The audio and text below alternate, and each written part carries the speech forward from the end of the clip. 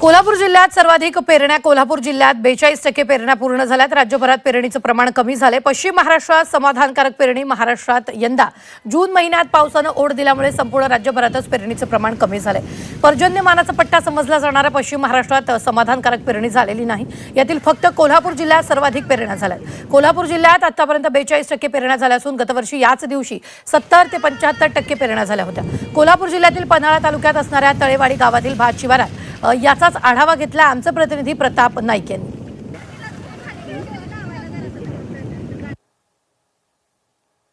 कोल्हापूर जिल्ह्यात देखील पेरण्या सर्व खोळंबलेल्या आहेत। आतापर्यंत फक्त 42% पेरण्या झालेल्या आहेत।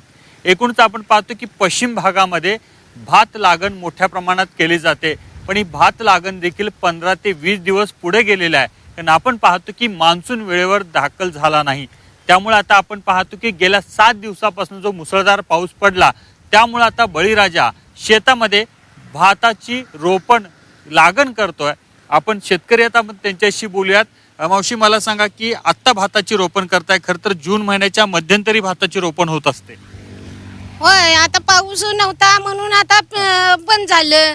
आता पावसाळा चालू झाला, आता पेरणी रोप लावायची चालू झाली आहे। किती दिवस पुढे केलं, कसा सगळा अंदाज चुकला तुमचा? महिना आता पुढे गेला की। महिना पुढे गेला। होय, महिना पुढे गेला आणि मग तरू पेरायला हे कराय पाणी नाही, काय नाही। मग तरवा पेरला, पावसाची वाट बघित बसली तर आणि मग पाऊस नाही, मग रोप लेट झाली। उत्पादनावर याचा काय परिणाम होतोय की। पीक कुठं चांगलं येतं या, येत नाही पीक चांगलं नाही। आपण पाहिलं की ज्या पेरण्या आहेत त्या पूर्णपणे या ठिकाणी खोळंबलेल्या होत्या। आता कुठेतरी समाधानकारक पाऊस पडतोय, त्यामुळे ह्या पेरण्या केल्या जातात।